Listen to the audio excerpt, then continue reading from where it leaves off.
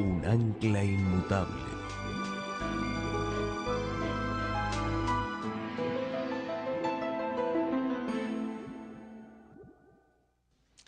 Ahora, antes de entrar a nuestro estudio, muy importante de esta mañana, la paciencia de los santos, queremos implorar la presencia de Dios en forma muy marcada.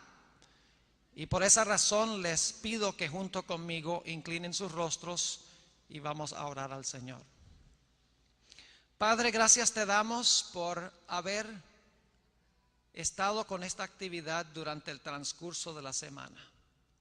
Hemos sentido tu presencia y en esta mañana queremos llegar a un clímax de nuestra semana de oración con un derramamiento especial y abundante de tu Espíritu Santo en nuestro medio.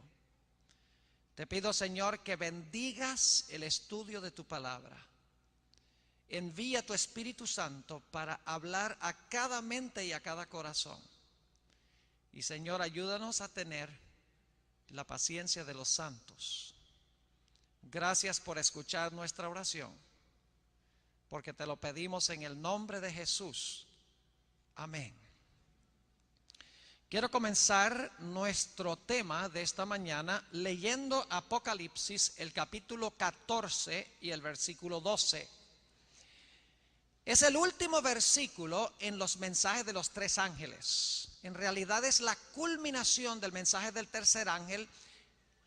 Y este versículo declara quiénes habrá en este mundo como resultado de haber recibido los mensajes de los tres ángeles. Es decir, esta es la conclusión que dice: cuando terminen los mensajes de los tres ángeles, Dios tendrá un pueblo con estas tres características. ¿Y cuáles son las tres características? Apocalipsis 14 y el versículo 12.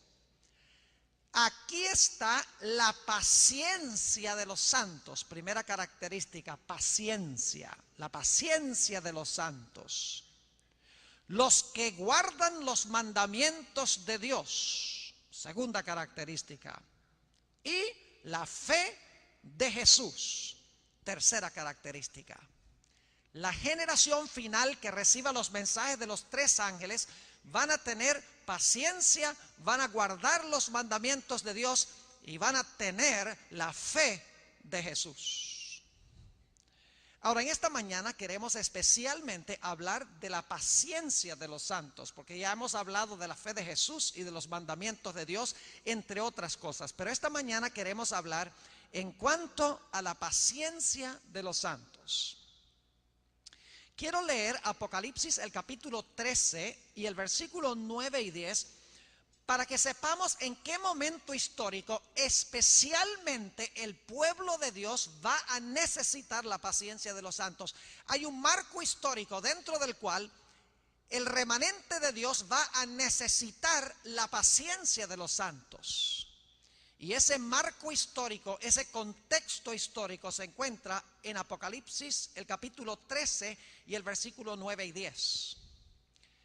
Apocalipsis 13, 9 y 10 habla de un momento cuando la bestia, también que se conoce como el cuerno pequeño de Daniel el capítulo 7, recibe su herida de muerte. Es decir, por un tiempo la bestia o el cuerno pequeño no funcionan, quedan inactivos porque reciben una herida mortal. Pero la Biblia dice que después de un tiempo la herida mortal de la bestia o del cuerno pequeño será sanada y este poder que cayó una vez gobernará el mundo una vez más.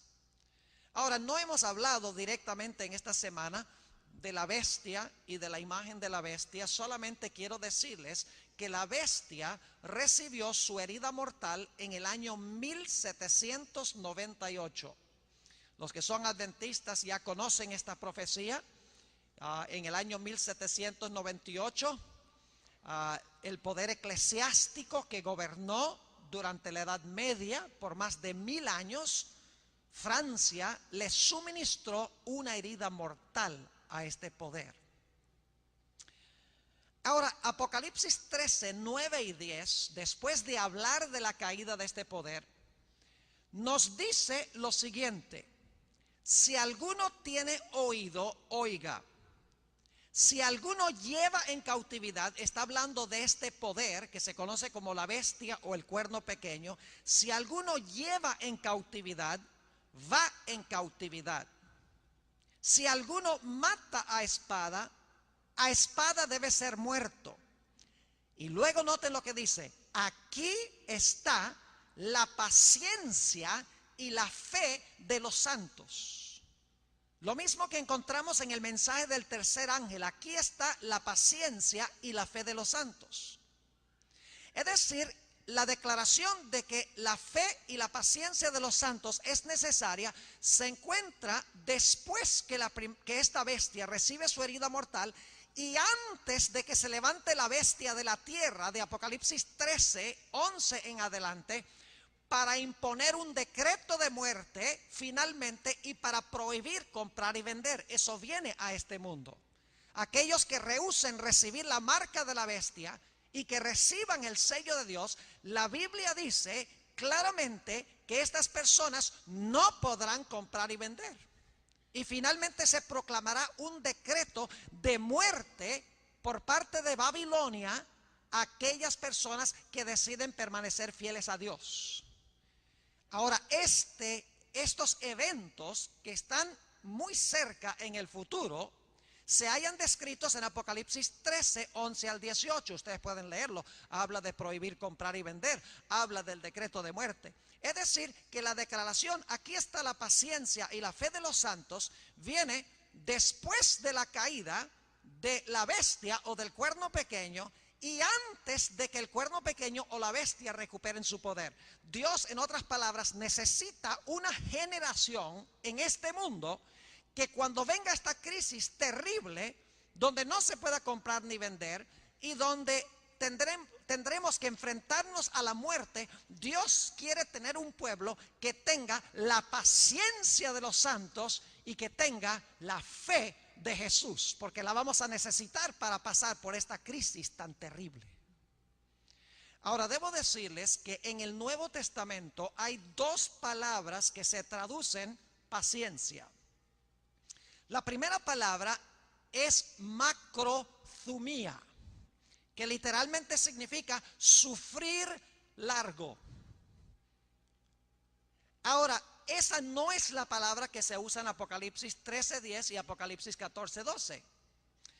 La palabra paciencia, macrothumia, significa uno resignarse ante el sufrimiento y la tribulación y pasivamente, sencillamente esperar que Dios intervenga para ayudarlo a uno.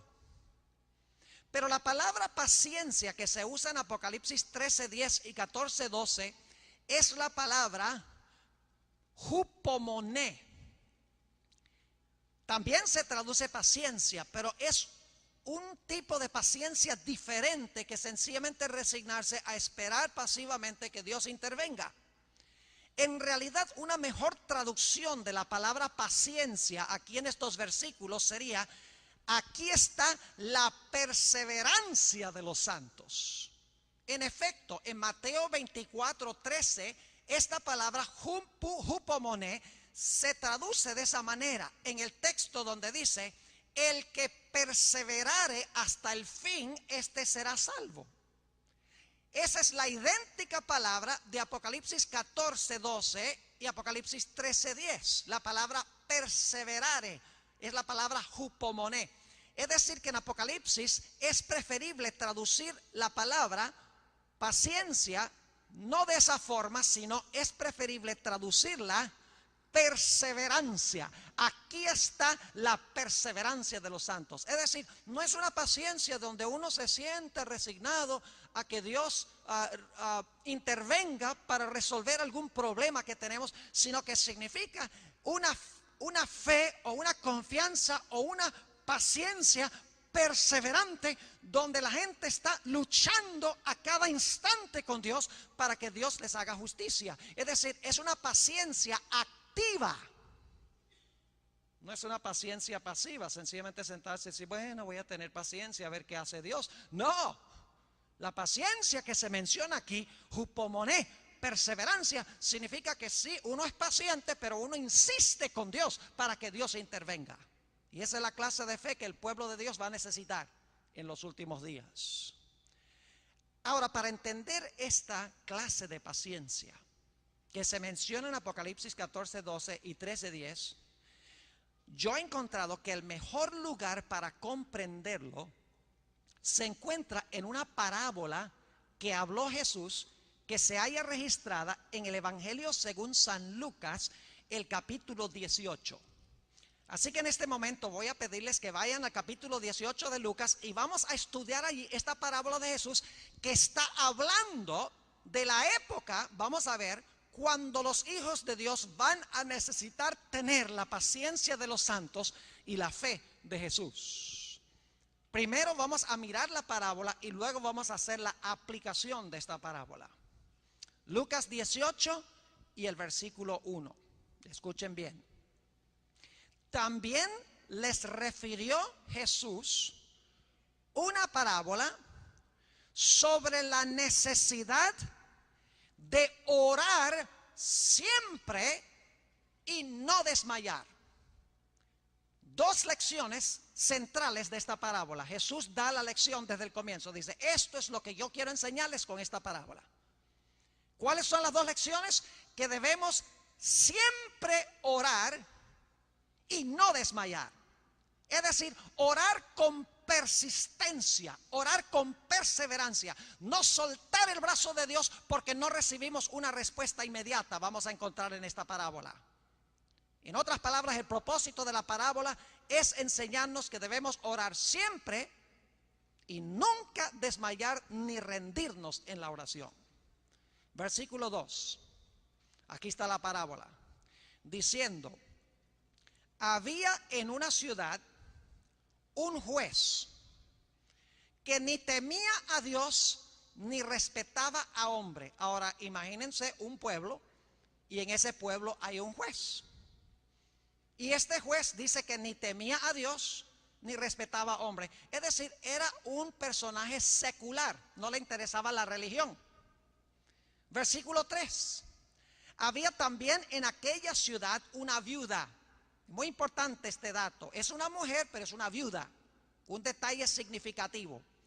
Había también en aquella ciudad una viuda, la cual venía a él diciendo. Ahora, ese verbo venía no está traducido con suficiente fortaleza, porque en realidad es un tiempo continuo. Es decir, la mejor traducción sería seguía viniendo, continuaba viniendo. O podríamos decir que venía y venía y venía y venía. Es decir, era persistente, insistente y perseverante. Así que dice, había también en aquella ciudad una viuda, la cual venía a él diciendo, hazme justicia de mi adversario. La viuda tiene un adversario. Y la única esperanza para la viuda es si el juez le hace justicia. Ahora, la mayoría de los eruditos que han estudiado esta parábola han concluido de que lo que pasó con esta viuda es que su esposo se murió, lógicamente, y cuando murió tenía una deuda muy grande con cierto acreedor. Y este acreedor, cuando se murió el esposo, dijo, yo tengo que cobrar lo que es mío, y le quitó a esta viuda todo lo que le había dejado su esposo para pagar la deuda que el esposo había contraído con este acreedor. Es decir, esta viuda, uso la expresión, no tenía dónde caerse muerta, porque el adversario le había quitado todo lo que tenía. Y por lo tanto la viuda ahora va ante el juez, sigue viniendo ante el juez y le dice, señor juez, hazme justicia de mi adversario. El adversario me ha quitado todo. Por favor, habla con el juez para que el juez me haga justicia. Y lo interesante es que por un tiempo el juez demoró en responderle. Note lo que sigue diciendo en el versículo 4. Y él no quiso, por algún tiempo. Es decir, hubo una demora. La respuesta no fue inmediata. Pero a pesar de que la respuesta del juez, la justicia del juez no se manifestó inmediatamente, la viudita no se rindió. La viudita seguía y seguía y seguía y seguía viniendo, cansando al pobre juez. Dice en el versículo 4, él no quiso por algún tiempo. Pero después de esto dijo dentro de sí: aunque ni temo a Dios, ni tengo respeto a hombre, es decir, yo soy secular, no creo ni siquiera en Dios, ni me importan los seres humanos, lo único que me interesa es que yo soy juez y hago mi trabajo y me voy a la casa. Versículo 5, sin embargo, porque esta viuda me es molesta, es decir, esta viuda es una mujercita fastidiosa que me está cansando la vida. Dice, sin embargo, porque esta viuda me es molesta, le haré justicia. No sea que viniendo de continuo me agote la paciencia. Ustedes pueden captar, usando su imaginación, esta escena. Imagínense una viudita así, toda dobladita, toda humilde. Y ahí está sentado este gran juez que ha sido tal vez no elegido por el pueblo, pero elegido de alguna manera. Y él está sentado allá. Y cada día venían los del tribunal y le decían, señor juez, la viudita está aquí. Y el juez decía, oh no, por favor, otra vez no, por favor. Sí, señor juez, y dice que no se va a ir de la puerta hasta que la reciba. Está bien, déjala entrar. Y entraba la viuda. Señor juez, tengo un problema, y es que estoy durmiendo en la calle, porque vino un adversario que te he dicho muchas veces y me quitó todo lo que tenía. Por favor, señor juez, hazme justicia. Y el juez dice, bueno, déjame examinar los libros, déjame hablar con el adversario, déjame ver qué puedo hacer. Vuelve mañana. El siguiente día, a las 6 de la mañana, está otra vez la viuda en la puerta. Vengo a ver el juez. Y así pasaba de día en día en día. Esta es la clase de paciencia que menciona Apocalipsis 14:12 y Apocalipsis 13:10. No es una paciencia donde uno se siente pasivamente y dice, bueno, vamos a ver si Dios puede intervenir. Yo voy a tener paciencia, no voy a ceder mi fe, pero voy a tener paciencia para que el Señor obre. No, señor, esta es una paciencia activa, perseverante, insistente y persistente. Así que el juez dice, le voy a hacer justicia a esta viuda. Y en efecto, finalmente, después de una demora, el juez le hizo justicia y le devolvió lo que había perdido. Ahora, ¿qué significa esta parábola? Y especialmente, ¿cuándo se aplica esta parábola en la historia? Les voy a leer el contexto de esta parábola, es decir, lo que viene antes de la parábola y lo que viene después de la parábola, para que sepamos cuándo es que el pueblo de Dios va a tener esta clase de paciencia perseverante. Vamos al capítulo 17, el contexto inmediatamente anterior a la parábola.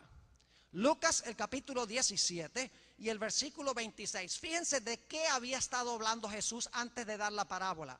Dice en el versículo 26, como fue en los días de Noé, así será también en los días del Hijo del Hombre. Está hablando de su segunda venida.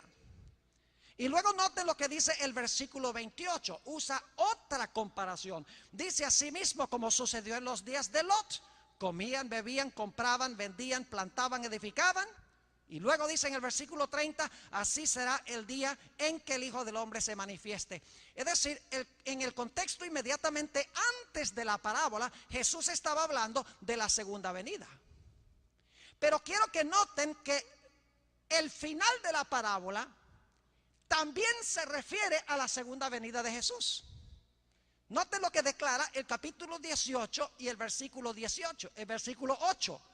La culminación y el último versículo de la parábola, viene ese famoso versículo donde dice, Jesús, os digo que pronto les hará justicia, pero cuando venga el Hijo del Hombre, ¿hallará fe en la tierra?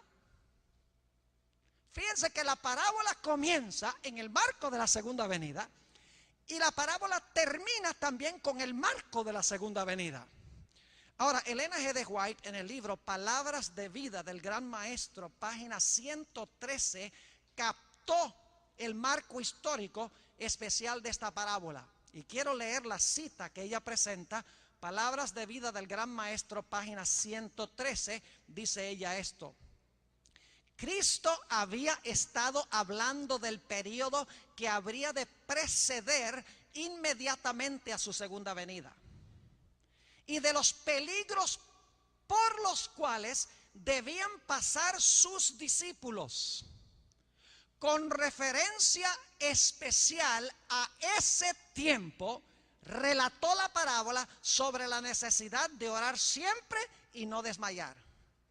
Claramente ella captó que esta parábola se aplica en forma especial a aquellos que van a vivir inmediatamente antes de la segunda venida de Jesús, que es el marco de Apocalipsis 14, 12 y Apocalipsis 13 y el versículo 10. Es más, Apocalipsis 14, 14, solamente 2 versículos después del 14, 12, habla de Jesús sentado en una nube con una hoz aguda y viene a cosechar la tierra. Eso indica de que inmediatamente después de hablar de un grupo que tiene la paciencia de los santos, un grupo que guarda los mandamientos de Dios, un grupo que tiene la fe de Jesús, inmediatamente antes de eso se ve a Jesús en la nube con una hoz aguda regresando a esta tierra. Ahora, debo decirles que esta parábola se aplica a todas las épocas de la historia. Todo el tiempo debemos nosotros orar con perseverancia. Pero la parábola tiene una importancia especial para la última generación, para aquellas personas que vivirán en este planeta en medio de los eventos y de las tribulaciones más terribles que jamás haya experimentado el planeta Tierra. El pueblo de Dios va a necesitar tener este tipo de paciencia para pasar victoriosamente por la crisis que vendrá.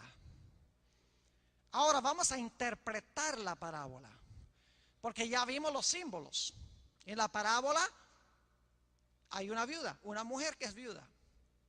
En la parábola hay un juez. En la parábola hay un adversario. En la parábola hay una demora. Pero finalmente el juez decide hacerle justicia después de la demora. Interpretemos cada uno de los símbolos individuales de la parábola, porque las parábolas hablan en lenguaje simbólico. Si sabemos qué representa cada personaje de la parábola, vamos a saber qué lección tiene para nosotros que estamos viviendo, creo yo, en los últimos momentos de la historia del mundo. En primer lugar, hablemos en cuanto a la viuda. ¿Qué representa la viuda? Bueno, en lenguaje simbólico, una mujer representa ¿qué cosa? Una mujer representa la iglesia. Pero esta no es cualquier iglesia. Esta es la iglesia que lo ha perdido todo, según la parábola. Como la viuda no tenía ningún apoyo humano, había perdido su casa, había perdido su dinero, no tenía hijos que abogara por ella, no tenía amigos que la ayudaran. Es decir, como ella había perdido todo, de la misma manera, esta parábola está hablando de la iglesia de Cristo, que al final de la historia habrá perdido todo apoyo humano y tendrá que depender única y exclusivamente de Dios. Ustedes dicen, ¿cómo sabemos eso? Porque la parábola misma la dice. Noten lo que dice Lucas, el capítulo 18 y el versículo 6. Y dijo el Señor: oíd lo que dijo el juez injusto. ¿Y acaso Dios no hará justicia a sus escogidos? ¿Qué representa la viuda? ¿A los qué? La viuda representa a los escogidos, dice aquí. Sigue diciendo, no hará justicia Dios a sus escogidos que claman a Él día y noche. ¿Se tardará en responderles? Es decir, que la viuda representa a los escogidos. Ahora la pregunta es, ¿quiénes son los escogidos? Vamos al Evangelio según San Mateo, el capítulo 24, para que vean que esa expresión, los escogidos, se aplica especialmente a aquellos que van a estar vivos cuando Jesús regrese. Mateo, el capítulo 24, y quiero leer los versículos 23 y 24. Mateo 24 y el versículo 23 y 24. Dice aquí: entonces si alguno os dijere, mirad, aquí está el Cristo, o mirad, allí está, no lo creáis, porque se levantarán falsos cristos y falsos profetas, y harán grandes señales y prodigios, de tal manera que engañarán, si fuere posible, aún a los escogidos. ¿Cuándo es que van a vivir los escogidos? Y dicho sea de paso, si ustedes notan el contexto, Mateo 24 también habla inmediatamente antes de esto de los días de Noé, como un símbolo de lo que va a pasar en conexión con la segunda venida de Jesús. Es decir, es el mismo marco, el mismo contexto.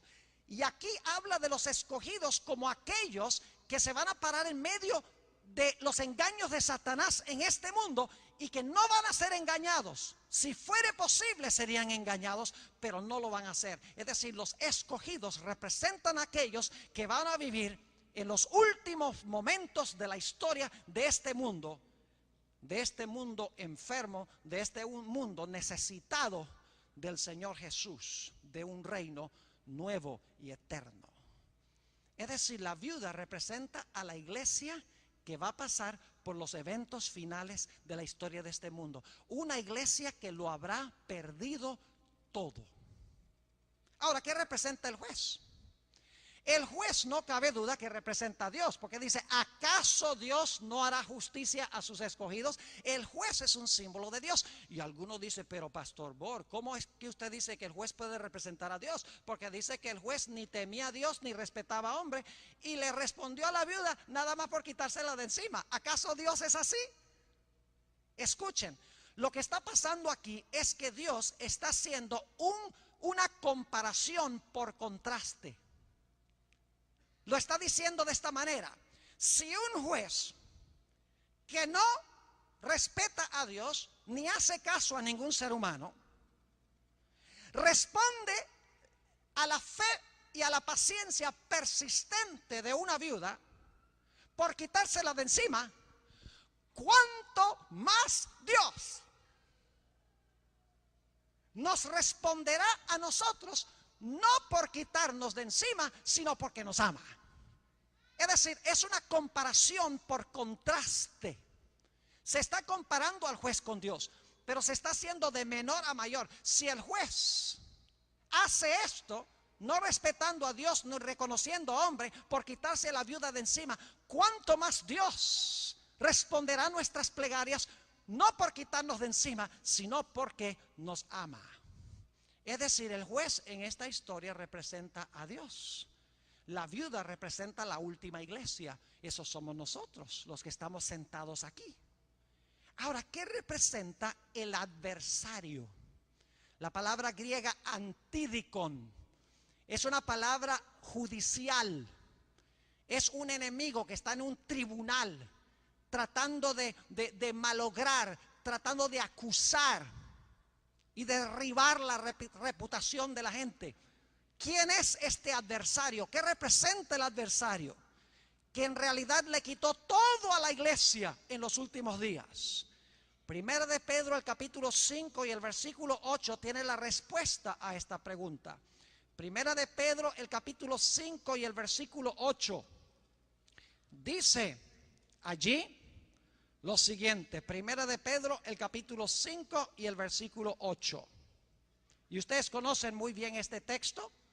Dice, sed sobrios y velad, porque vuestro antidikon, vuestro adversario, el diablo, como león rugiente, anda alrededor buscando a quien devorar. es la idéntica palabra griega que se usa en 1 de Pedro 5:8. Es decir, el adversario en esta parábola representa a Satanás. Lo que quiere decir esto es que la última iglesia, el remanente fiel de Dios, que ha recibido los mensajes de los 3 ángeles, que tiene la paciencia de los santos, que tiene la fe de Jesús y que guarda los mandamientos de Dios, van a pasar por unas circunstancias parecidas a las que se describen en esta parábola. Satanás, el adversario, les va a quitar todo lo que tienen: casas, dinero, amigos, familiares, ropa, libertad. Inclusive algunos, según Apocalipsis, tendrán que pagar con el costo de su vida. Es decir, Satanás, el adversario, le va a quitar todo a la iglesia. Por eso la iglesia se presenta como una viuda. Son los escogidos de Dios que viven en los últimos días. Y la única esperanza de la iglesia será en apelar su situación al juez. Ahora la pregunta es, ¿contestará Dios sus plegarias inmediatamente? La respuesta es no. Porque en la parábola el juez se demoró en responder. De la misma manera, el pueblo de Dios que pasará por el terrible tiempo de angustia, cual no hubo desde que existe nación en el planeta Tierra. De la misma manera, cuando clamen a Dios y oren a Dios para que Dios los libre del adversario, de sus enemigos, y que los salve de la ira de sus enemigos, Dios no va a contestar sus oraciones inmediatamente. Dios, para su propio bien, se va a demorar en responderles. Eso es lo que quiere decir Lucas, el capítulo 18. Si van nuevamente conmigo allá, Lucas, el capítulo 18, donde hemos estado estudiando. Allí dice: no hará Dios justicia a sus escogidos, aun cuando sea longánime con ellos, dicen algunas versiones. Otras dicen, aun cuando se demore en responderles. Es decir, para el pueblo de Dios, en los últimos días va a haber una demora en Dios hacerles justicia cuando están pasando por el tiempo de angustia. Mis hermanos y hermanas, apreciados jóvenes, nosotros no tenemos ni la menor idea de cómo va a ser el tiempo de angustia de Jacob. Dice el conflicto de los siglos que nosotros podemos imaginarnos lo peor, la peor escena, el mundo en su peor situación, y dice ella que va a ser aún peor de lo que nosotros nos podemos imaginar. El pueblo de Dios estará en diferentes partes del mundo sin tener ningún apoyo humano. Su única esperanza se encontrará en Dios. Pero esta última generación será una generación que tiene la paciencia de los santos, que a costa de sus vidas guarda los mandamientos de Dios por amor a Jesús, y que tiene la fe inquebrantable del Señor Jesús en sus vidas. En realidad, esta parábola hay que entenderla a la luz de la experiencia de Jacob. Génesis, el capítulo 32, tiene la historia que ilustra una experiencia que sucedió en el pasado y lo que va a suceder en el futuro con el pueblo de Dios. Génesis, el capítulo 32, vamos unos momentos allí. Génesis 32 y el versículo 7, la Biblia dice que Jacob estaba regresando a su hogar y de repente escucha que su hermano Esaú viene con 400 hombres con la intención de matarlo junto con toda su familia. Y dice que Jacob empieza a elevar una plegaria persistente, perseverante a Dios. Empieza a derramar su corazón en oración a Dios. Dice en Génesis el capítulo 32 y el versículo 7, entonces Jacob tuvo gran temor y se angustió. De ahí viene la expresión tiempo de angustia de Jacob. Dice, se angustió y distribuyó el pueblo que tenía consigo y las ovejas y las vacas y los camellos en 2 campamentos. Está seguro de que su hermano, su adversario, lo va a destruir. Y va a destruir a su familia. Y dice en el versículo 11 que en su oración Jacob dijo, líbrame ahora de la mano de mi hermano, de la mano de Saúl, es decir, de mi adversario, porque le temo. No venga acaso y me hiera la madre con los hijos. Es decir, líbrame, Señor. Y dice la Biblia que Jacob cruzó el río y en el otro lado del río derramó su alma, su corazón, su ser en oración a Dios para que Dios lo librara de su adversario. Job no tenía nada sobre lo cual recostarse. Su familia y él estaban indefensos ante este enemigo. La Biblia dice que Jacob, mientras estaba orando, de repente vino un personaje y este personaje comenzó a luchar con él. Él pensaba que posiblemente era el Antidicón, pensó que él era el enemigo. Y dice la Biblia que Jacob empezó su lucha, empezó a luchar con este ángel. Y mientras más luchaba, se empezó a dar cuenta que este no era un ser humano, que era un ser celestial. Pero siguió luchando y cuando estaba a punto de amanecer el día, cuando Jacob había luchado toda la noche, Jacob finalmente descubre que él está luchando con el ángel de Jehová, que no es más ni menos que con Cristo Jesús mismo. Y cuando Jacob se da cuenta que está luchando con el ángel de Jehová, que es Dios, dicho sea de paso, porque algunos, ¿cómo sabe que es Dios? Porque Jacob le puso a ese lugar el nombre Peniel. Él es Dios. Pení o pen significa rostro. Es decir, rostro de Dios le puso a ese lugar. Y explica por qué he luchado con Dios. He visto a Dios cara a cara y he sobrevivido para contarlo. Es decir, el ángel de Jehová con quien estaba luchando era Jesús, que en este caso resulta ser el juez. Y el Señor Jesucristo le dice a Jacob, me voy. Jacob dice, no, no te vas. Sí me voy. Jacob dice, nada que te vas. Y el ángel sigue diciendo, insistiendo, no, yo tengo que irme porque raya el alba. Y dice Jacob, aferrándose indudablemente de los mantos de ese ángel de Jehová de Jesús, dice, no te irás ni permitiré que te vayas hasta que me bendigas. Esa es la fe de la viuda. En el tiempo de angustia, mis hermanos y hermanas, el pueblo de Dios pasará por un periodo donde aparentemente están abandonados de Dios, donde aparentemente sus enemigos van a venir para destruirlos, para ejecutar el decreto de muerte. El pueblo de Dios no se va a desanimar, ni se va a desalentar, sino que va a ser como esa viuda persistente. Los escogidos van a venir a Jesús y venir a Jesús, aunque no responda inmediatamente, continúan viniendo, tienen esa fe, esa paciencia perseverante, insistente, persistente, donde no están dispuestos de soltar el brazo de Dios. Es lo que se describe en Daniel 12:1, a donde dice, en aquel tiempo se levantará Miguel, es el arcángel, aquel príncipe que está por los hijos de tu pueblo, es decir, está en favor de los hijos de tu pueblo. Y será tiempo de angustia, cual no hubo desde que existió nación. Mas en aquel tiempo tu pueblo será libertado, todo aquel que se halle escrito en el libro. El tiempo de angustia de Jacob es lo que se describe en esta parábola, donde la viuda viene y viene y viene al juez. Isaías, el capítulo 54 y el versículo 7 y 8 describe este periodo. Isaías, el capítulo 54 y los versículos 7 y 8. Escuchen qué interesante estos versículos. Dice allí, Dios está hablando a su pueblo: por un breve momento te abandoné,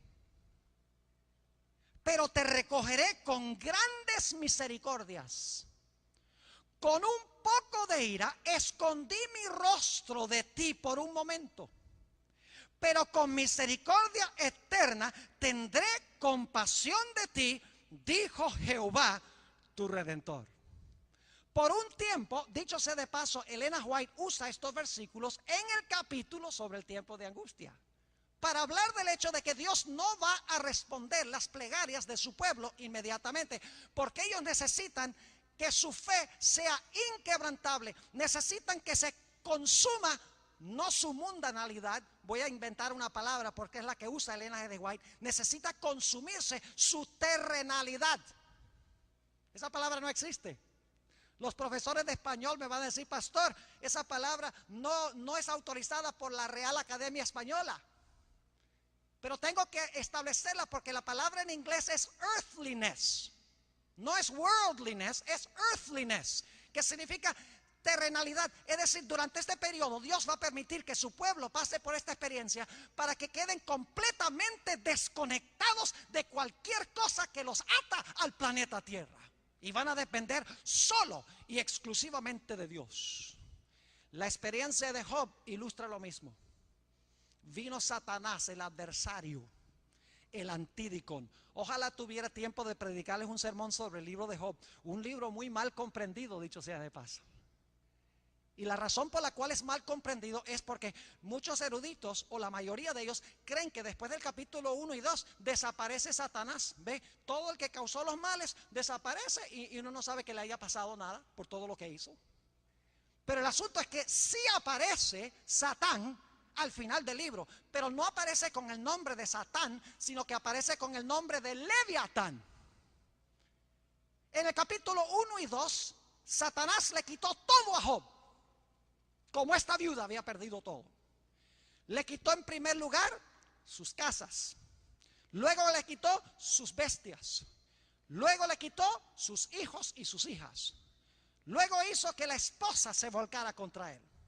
Y finalmente lo afligió con una enfermedad terrible desde la parte de más arriba de su mollera hasta la planta del pie.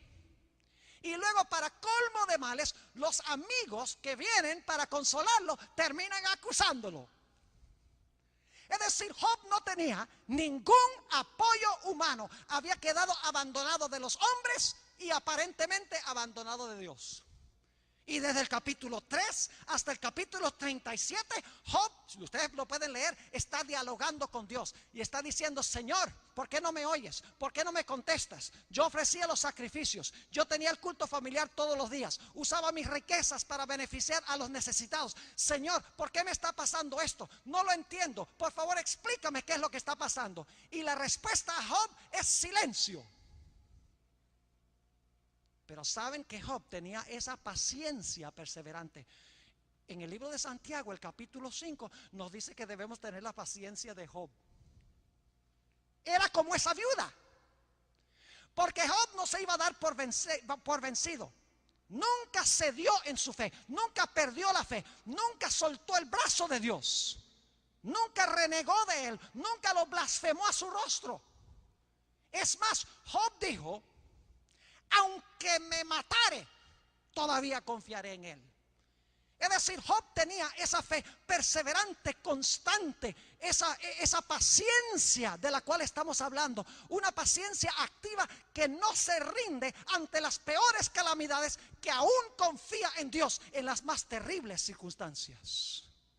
Y Job representa a aquellos que vivirán en este mundo durante el tiempo de angustia. Y ustedes saben cómo terminó la historia de Job. Job recibió 2 veces más que todo lo que había perdido como resultado de su aferrarse a Dios. Esta fe persistente, esta paciencia persistente se ilustra también en la historia de la mujer cananea que vino a Jesús. La historia se encuentra registrada en Mateo el capítulo 15.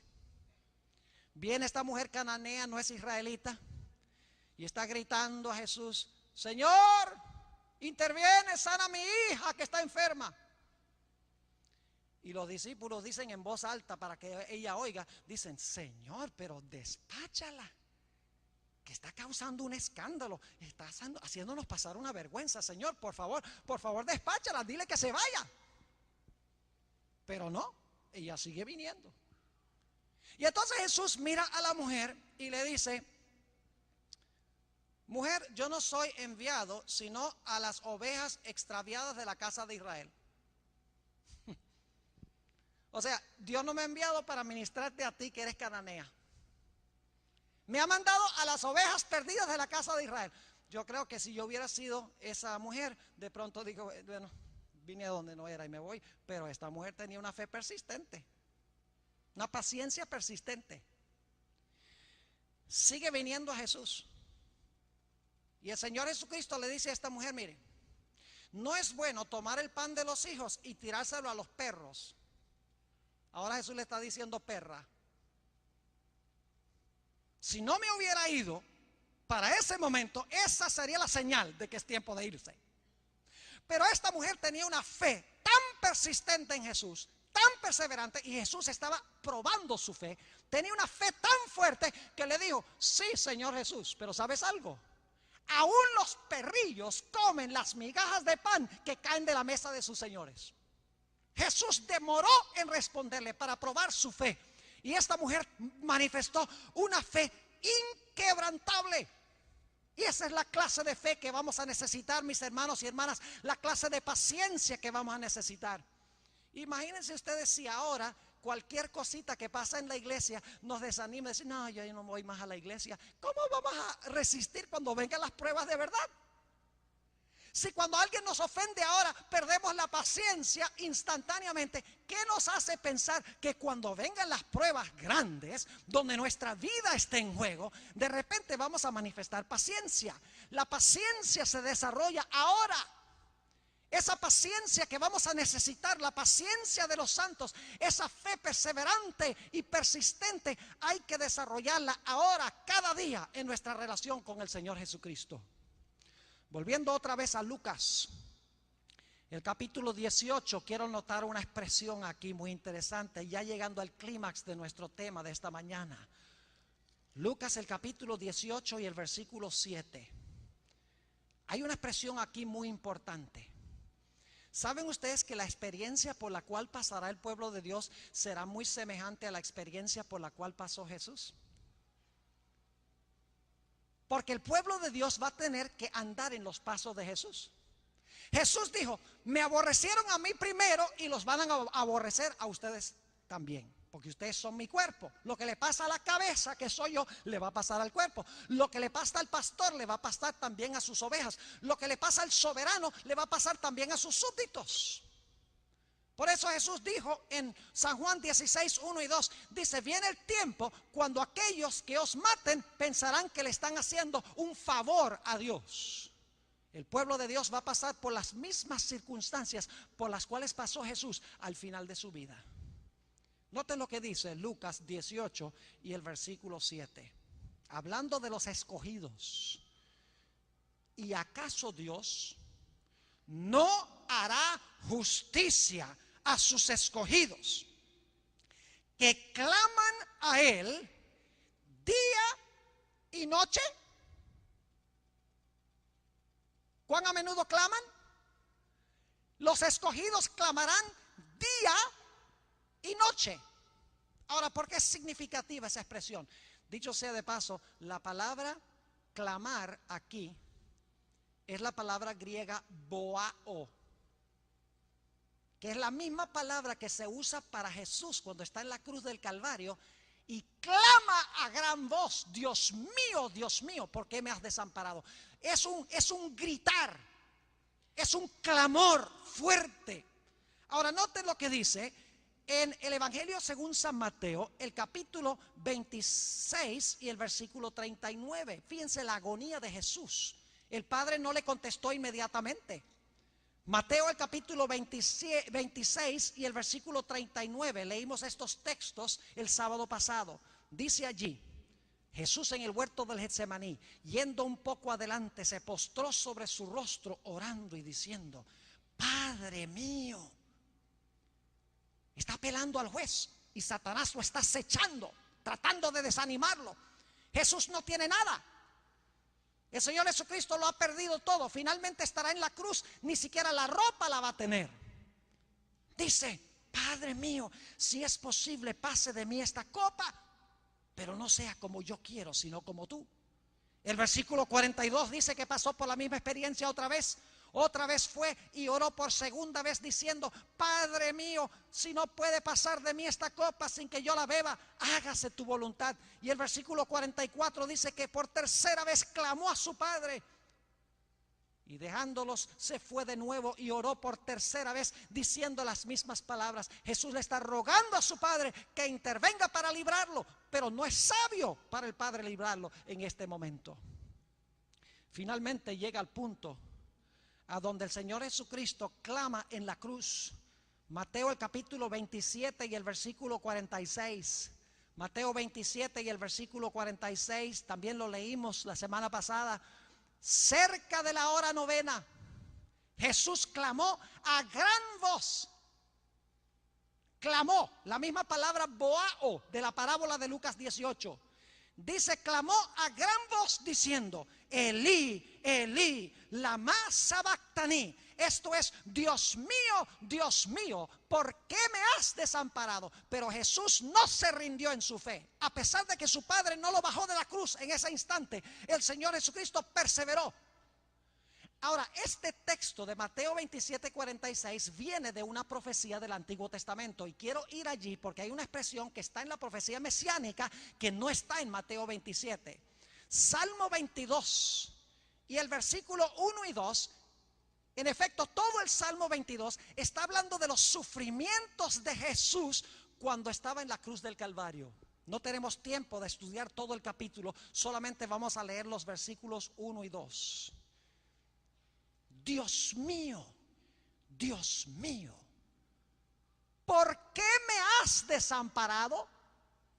¿Son las mismas palabras que habló Jesús en la cruz? Claro que sí. Dios mío, ¿por qué me has desamparado? ¿Por qué estás tan lejos de mí, de mi salvación y de las palabras de mi clamor? Y ahora escuchen el versículo 2. Dios mío, clamo de día y no respondes, y de noche y no hay para mí reposo. Jesús clamó día y noche, según esta profecía mesiánica, de que su Padre, si fuera posible, le quitara la copa, aliviara su sufrimiento. Pero el Padre se demoró en responderle a Jesús. Pero lo lindo es que Jesús en la cruz dijo, aunque me matare, todavía confiaré en Él. Nada va a sacudir mi fe en mi Padre. Yo conozco sus promesas. Y aunque yo perezca para siempre, todavía seguiré confiando en mi Padre y amando a mi Padre. Jesús tenía la paciencia, no de los santos, sino la paciencia de Jesús, que es la paciencia que vamos a tener nosotros los que pasemos por estas circunstancias. En Hebreos el capítulo 5 y el versículo 7 encontramos una descripción de los sufrimientos de Jesús en el huerto de Getsemaní. Pasó por la experiencia de la viuda, clamando al juez, al Dios Padre, el que le podía librar de la muerte. Y sin embargo, la respuesta de Dios se demoró. Satanás lo acechaba como al adversario, tratando de destruirlo. Pero Jesús no se conmovió. Dice en Hebreos el capítulo 5 y el versículo 7, hablando de los sufrimientos de Jesús en el huerto del Getsemaní. Y Cristo, en los días de su carne, es decir, cuando estuvo andando por esta tierra, ofreciendo ruegos y súplicas con gran clamor y lágrimas al que le podía librar de la muerte. No fue librado de la muerte, pero dice la última parte del versículo, fue oído a causa de su temor reverente. Tenemos nosotros esa clase de fe y paciencia que va a necesitar el pueblo de Dios. Tenemos que obedecer los mensajes de los tres ángeles, porque la conclusión de los mensajes de los tres ángeles dice, aquí está la paciencia de los santos. Aquí está el grupo que tiene la paciencia de los santos. Aquí están los que guardan los mandamientos de Dios y la fe de Jesús. Es decir, la forma como este grupo de personas desarrolló esas tres características fue recibiendo el mensaje del primer ángel, el mensaje del segundo ángel y el mensaje del tercer ángel. Y cuando recibieron esos mensajes en su vida y los hicieron parte de su ser, el resultado fue que estaban compuestos de un grupo de personas que no había nada en el mundo que pudiera sacudir su fe. Ahora permítame leerles para concluir en esta mañana algunas citas del conflicto de los siglos que se encuentran en el capítulo El tiempo de angustia. La primera cita se encuentra en la página 688. Escuchen esto. Hablando de del pueblo de Dios que ha perdido todo en este tiempo. Sin embargo, por lo que ven los hombres, parecería que los hijos de Dios tuviesen que sellar pronto su destino con su sangre, como lo hicieron los mártires que los precedieron. Ellos mismos, ahora escuchen bien, ellos mismos empiezan a temer que el Señor los deje perecer en las manos homicidas de sus enemigos. Es un tiempo de terrible agonía. De día y de noche claman a Dios para que los libre. Los malos se jactan y se oye este grito de burla: ¿dónde está ahora vuestra fe? ¿Por qué no os libra Dios de nuestras manos si sois verdaderamente su pueblo? Dicen los impíos. ¿Por qué no los ha librado todavía? El pueblo de Dios no tendrá una respuesta a eso, sino confiar que Dios los librará. En la página 677 del Conflicto de los Siglos dice Elena White esto, hablando de los escogidos: su fe no decae porque sus oraciones no reciben inmediata contestación. ¿Captaron eso? Su fe no decae porque sus oraciones no reciben inmediata contestación. Aunque sufren la ansiedad, el terror y la angustia más desesperantes, no dejan de orar. ¿Cuándo aprendemos a orar de esa manera? Allá, demasiado tarde. Hay que aprender a orar así ahora. Hay que desarrollar esa fe ahora. Sigue diciendo: echan mano del poder de Dios, como Jacob se aferró al ángel, y de sus almas se exhala el grito: no te soltaré hasta que me hayas bendecido. La última cita que quiero leer del Conflicto de los Siglos se encuentra en la página 688 y 89, y allí Elena G. de White cita la parábola de Lucas 18, por si acaso alguno dudaba aún de que esta parábola se aplica a aquellos que van a pasar por el tiempo de angustia. Y mis hermanos y hermanas, yo creo que nosotros estamos viviendo en los últimos eventos de la historia de este mundo. Estamos en el umbral de lo que se describe aquí. Dice la sierva de Dios: si los hombres tuviesen la visión del cielo, verían compañías de ángeles poderosos en fuerza, estacionados en torno de los que han guardado la palabra de la paciencia de Cristo. Con ternura y simpatía, los ángeles han presenciado la angustia de ellos, es decir, de los escogidos, y han escuchado sus oraciones. Aguardan la orden de su jefe para arrancarlos del peligro. Es decir, los ángeles están nada más allí diciendo: dinos cuándo, Señor, dinos cuándo, para ir a librarlos. Y así es cada día con nosotros cuando perseveramos en el Señor. Sigue diciendo: pero tienen que esperar un poco más.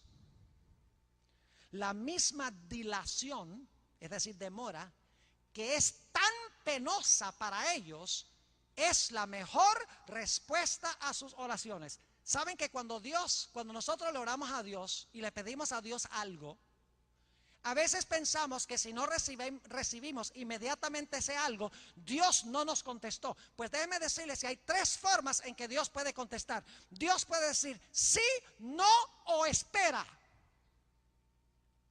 No nos rindamos porque nos dice espera. Cuando nos dice espera es porque Él sabe que en ese momento no es propicio, no es bueno darnos lo que estamos pidiendo, porque no va a edificar nuestro carácter, no nos va a ayudar a crecer espiritualmente. Sigue diciendo: mientras procuran esperar que el Señor obre, son inducidos a ejercitar su fe, esperanza y paciencia, como no lo hicieron durante su experiencia religiosa anterior. Es decir, es una experiencia de crecimiento, de aprendizaje. Sigue diciendo: sin embargo, El tiempo de angustia será acortado por amor a los elegidos. ¿Y acaso Dios no defenderá la causa de sus escogidos que claman a Él día y noche? Os digo que defenderá su causa presto. El fin vendrá más pronto de lo que los hombres esperan. Mis hermanos y hermanas, apreciados jóvenes, apreciados amigos que escuchan por radio, por televisión, nos esperan momentos tormentosos. Nos espera un tiempo de angustia cual no fue desde que hubo nación. Y saben que Satanás ha inventado la teoría del rapto secreto para que la gente crea que no van a estar aquí durante el tiempo de angustia, durante el tiempo de las plagas.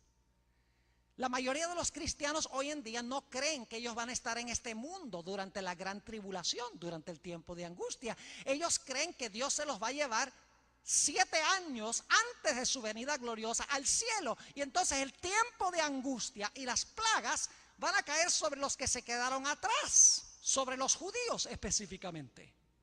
Y como resultado, muchos cristianos hoy en día no están aprendiendo a ejercitar y a desarrollar la clase de fe que el pueblo de Dios va a necesitar. Esa fe y esa paciencia inquebrantable que será indispensable y necesaria para permanecer firmes cuando venga ese tiempo. Mi pregunta es, ¿estás desarrollando tú esa clase de fe? En esta mañana yo quiero descender de esta plataforma porque yo quiero hacer un último llamado. Mi llamado en esta mañana tiene 2 partes. La primera parte del llamado es para los que son adventistas del séptimo día, que ya comenzaron a caminar con Jesús. Algunos están más avanzados en el camino de la vida cristiana que otros. Algunos aquí son adventistas de 2 generaciones. Algunos me imagino que tendrán 70, 80 años o aún más de ser adventistas. Han caminado con Jesús durante mucho tiempo, han caminado en la verdad durante mucho tiempo. Yo quiero hablar específicamente a aquellos que son adventistas, que empezaron a caminar con el Señor. ¿Cuántos de esos en esta mañana quieren decirle al Señor Jesucristo: Señor Jesús, yo quiero, por la gracia de tu Espíritu Santo, por el poder de tu Espíritu Santo, que tú me des estas características: la paciencia de los santos, que me impartas la fe de Jesús y que me ayudes con tu poder a guardar tus mandamientos por amor a Jesús. ¿Cuántos están dispuestos de decirle al Señor Jesús: Señor Jesús, yo estoy dispuesto de dedicarte el tiempo necesario en oración perseverante, en estudio de tu palabra perseverante, en testificar a otros de una forma perseverante? Porque en ese tiempo de angustia yo quiero tener esa fe inquebrantable, inconmovible. Quiero tener esa ancla inmutable para que ni un terremoto pueda sacudir mi fe en el Señor Jesús. Si es el deseo de los que son adventistas aquí en esta mañana decirle eso a Jesús, les quiero pedir que por favor se pongan de pie. Recuerden que no viene esto así automáticamente, que Dios nos sopla la paciencia de los santos y la recibimos así nada más. Hay que desarrollarla. Ahora yo quiero hacer una segunda parte del llamado. Tenemos un hermano que nos va a acompañar ahora cantando un himno muy hermoso, y quiero invitarlo a él de que venga en este momento a cantar para nosotros. Y luego tengo una segunda parte del llamado. Lo que él nos va a cantar es el himno Puedo escuchar tu voz. Vamos a escuchar este himno y luego entonces voy a hacer un llamado a otro grupo de personas aquí en esta mañana. Escuchemos.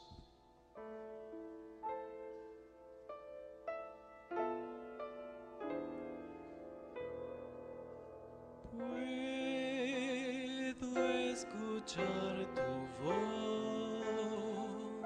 que está llamando con mucho amor.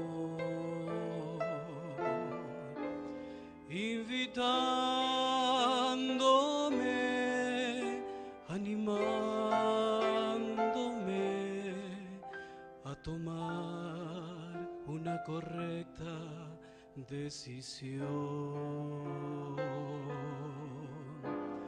Tú me conoces bien y mis defectos puedes cambiar. Si permito hoy que tu mano obre en mí, nueva vida voy a disfrutar. Oh Dios, sabes que soy un débil pecador. Oh Señor, necesito tu perdón. El caminar con el Señor Jesús tiene un comienzo. Los que he llamado en estos momentos para que se pongan de pie ya empezaron su caminar con Jesús. Pero yo creo que aquí en esta mañana hay personas que oficialmente no han comenzado su caminar con Jesús, porque el momento del bautismo es el momento cuando nacemos. Y allí empezamos nuestro desarrollo en la familia de Jesús. Yo quiero preguntar en esta mañana, al concluir esta semana de oración, ¿hay alguien aquí en esta mañana, posiblemente más que una persona, que quiere decirle al Señor Jesucristo: Señor Jesús, por tu gracia yo quiero prepararme para un día bautizarme y comenzar a caminar con Jesús oficialmente como miembro de su familia? Yo quiero comenzar ese caminar con Jesús de tal manera que mi fe cada día pueda crecer más, mi paciencia pueda crecer cada día más, para que yo pueda tener estas características que menciona Apocalipsis cuando el Señor Jesucristo venga. ¿Hay alguien aquí en esta mañana que quiere decirle eso a Jesús levantando la mano? Hemos tenido varias decisiones durante la semana para el bautismo, pero quiero dar la oportunidad, la última oportunidad, para que aquellos que no han respondido lo hagan en esta mañana. ¿Hay alguien que quiere levantar la mano y decirle al Señor Jesús: sí, Señor Jesús, yo quiero en esta mañana decidir que voy a empezar a caminar contigo e integrarme como miembro de tu familia? ¿Quiere levantar la mano? Tenemos algunas manos levantadas. Para mí es muy difícil ver sus manos. ¿Podría pedirles por favor que vengan al frente en nuestro último llamado? Los que han levantado la mano, por favor vengan aquí al frente. Yo quiero tener una palabra de oración con ustedes en esta mañana. Al concluir esta semana de oración, este banquete espiritual que hemos tenido con el Señor, no dejen pasar esta oportunidad. No es un compromiso conmigo. No crean que es tan difícil decirle sí a Jesús. Fíjense, los niños enseguida vienen adelante. Por eso Jesús dijo que debemos llegar a ser como niños, porque los niños no se ponen a pensar: bueno, ¿qué van a decir mis padres? ¿Qué va a decir la familia? ¿Y los amigos qué van a pensar? ¿Y cuánto voy a tener que sacrificar? ¿Qué va? Los niños vienen y ellos enseguida responden al llamado del Señor. Por eso Jesús dijo que nosotros debemos ser como niños. Debemos ser como ellos. Miren qué lindo este grupo de niños. De ellos es el reino de los cielos. ¿Sí o no? ¿Alguien más de los adultos acá? Los que nos hemos vuelto sofisticados en nuestro pensar, los que hemos llegado al punto de pensar: bueno, yo no sé, no es un asunto tan popular pararme enfrente de toda esta gente. Miren cómo vienen los niños, gloria a Dios. Precioso esto, ¿verdad que sí? ¿Y los adultos qué? ¿Y los jóvenes qué? ¿Se van a dejar ganar por los niños? ¿Alguien más en nuestro medio que quiere venir al frente? Gloria a Dios. Hay algunos más que vienen caminando por el pasillo. Puede ser que este sea el último llamado que Dios te va a hacer. Yo no sé, pero la semana de oración termina hoy y no vas a escuchar la voz llamándote más fuerte que lo que estás escuchando ahora mismo. Así que no dejes pasar esta ocasión. El tiempo se ha ido y debemos terminar nuestro culto. Pero siempre me da temor terminar un llamado, porque puede haber alguien que tiene una lucha, que terminó el llamado y no pudo pasar al frente. ¿Alguien más que quiere decirle: sí, Señor Jesús, yo quiero empezar a caminar contigo? Gloria a Dios. Para tener esa fe y esa paciencia inquebrantable. ¿Alguien más? Posiblemente la mayoría de los que están aquí son adventistas de años. ¿Hay alguien aquí en esta mañana que quiere decirle a Jesús: Señor, yo quiero reconsagrar mi vida a ti, me he extraviado del camino, he estado andando como no debo, quiero regresar al camino y quiero seguir caminando contigo? Ahora estoy llamando no a los que se van a bautizar, sino a los que quieren reintegrarse nuevamente al camino del Señor, quieren caminar por los caminos del Señor. ¿Quieren venir al frente también? Yo quiero tener una oración con ustedes. Aquellos que posiblemente no han estado caminando de una forma adecuada con Jesús, pero hoy quieren tomar la decisión de regresar y van a andar con Jesús mano a mano. ¿Alguien más quiere venir al frente? Por favor, pasen. Hay mucho espacio aquí. Hay mucho espacio en el reino de Dios. Gloria a Dios. Señor te bendiga. Gloria al Señor. Gloria al Señor. Gloria a Dios. Algunos dicen: pastor, ¿por qué usted hace un llamado? Mis apreciados hermanos y amigos, si nosotros no estamos dispuestos de responder al llamado del Señor ahora, públicamente, ¿qué va a suceder cuando tengamos que pararnos públicamente en favor de Jesús, aún a riesgo de nuestra propia vida? Por eso hago llamados. Necesitamos responder, pararnos, decir: yo y mi casa serviremos a Jehová. ¿Alguien más? Qué lindo grupo. Gloria a Dios. Ya vienen acercándose otros. Yo me he deleitado en esta semana de oración. ¿Se han deleitado ustedes en esta semana? Reabasteciendo nuestras baterías, fundamentándonos mejor en el mensaje especial que Dios ha dado a esta iglesia. ¿Alguien más que quiere venir al frente? Reconsagrar su vida a Jesús. ¿O quiere decir: yo quiero prepararme para el bautismo? Pueden también, aquellos que todavía no han venido al frente expresando el deseo de bautizarse, pueden venir al frente también en este momento. Qué hermoso como el Espíritu Santo obra. Si fuera yo el que los estuviera llamando, nadie vendría al frente. Pero el Espíritu Santo está tocando corazones, está hablando a los jóvenes, al personal docente, a los hermanos, a las hermanas, las visitas, los que escuchan por radio. Si estás escuchando por radio, te invito a que te pongas de pie ahora también. Dios te ve. Si estás viendo por televisión, ponte de pie. Aunque estés solo, aunque estés sola, Dios te ve. Dios ve tu decisión. Gloria a Dios por este grupo precioso que ha venido al frente. Voy a tener una palabra de oración para concluir esta semana de oración. Si alguno durante la oración quiere venir al frente en respuesta al llamado de Jesús, por favor háganlo. No dejen pasar esta oportunidad. Vamos a escuchar una vez más el himno y entonces voy a concluir con una palabra de oración. Mientras oyen el himno, si quieren venir al frente, háganlo, porque es el momento propicio. Escuchemos.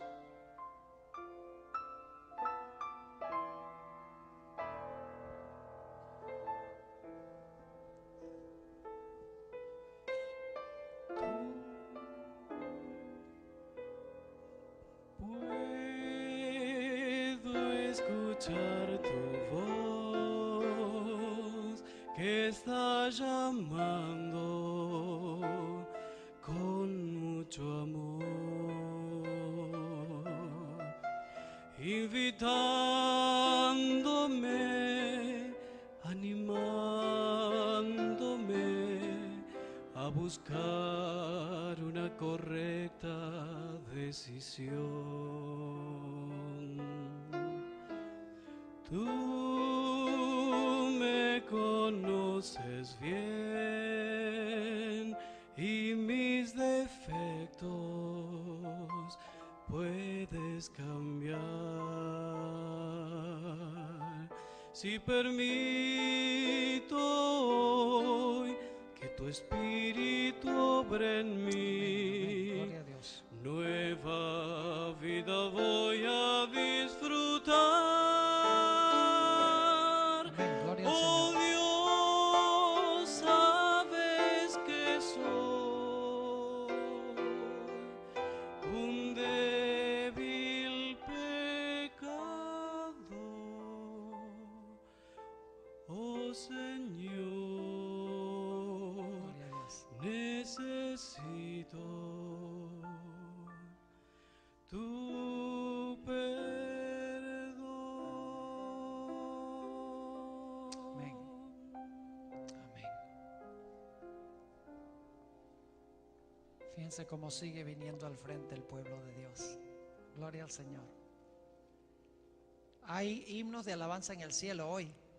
Los ángeles ahora están cantando porque han visto todas estas decisiones que se han tomado. Voy a tener una palabra de oración ahora. Veo que muchos están pasando al frente ahora. El Espíritu Santo ha hablado a muchos corazones en esta mañana. Durante la oración, si estás pasando al frente, por favor, ven al frente. No importa que estés caminando, llega hasta acá. Aún durante la oración, oremos. Padre Celestial, te damos gracias por el mensaje solemne que tú has dado a tu iglesia. Gracias porque has dicho en tu palabra que aún en los momentos más oscuros de la historia, tú estarás con nosotros. Aunque te demores en respondernos, sabemos que estás porque lo has prometido. Te doy gracias, Señor, por estas personas que han venido al frente. Algunas de ellas expresando el deseo de comenzar su caminar con Jesús, de bautizarse en el futuro, no muy lejano. Otros que posiblemente se habían extraviado un poco del camino y han tomado su decisión de nuevamente tomar la mano de Jesús y reanudar su caminar con Él. Señor, te quiero rogar que bendigas a cada persona que ha respondido a este llamado. Oh Señor, que el anhelo de cada corazón pueda ser satisfecho. Y Señor, aquellos adventistas de años, décadas, algunos menos tiempo, te ruego, Señor, que tú les fortalezcas la fe cada día. Señor, anhelamos que Jesús venga pronto. Estamos cansados de vivir en este mundo de clamor, sufrimiento, dolor, enfermedad, muerte. Queremos que Jesús venga pronto. Te pedimos, Señor, que acortes, por favor, en tu justicia la historia de este mundo para que podamos irnos a nuestro hogar. Te damos gracias por el privilegio de acercarnos a ti en oración. Y gracias por escucharnos, porque te lo pedimos en el precioso e incomparable nombre, en el nombre del ancla inmutable, Cristo Jesús. Amén.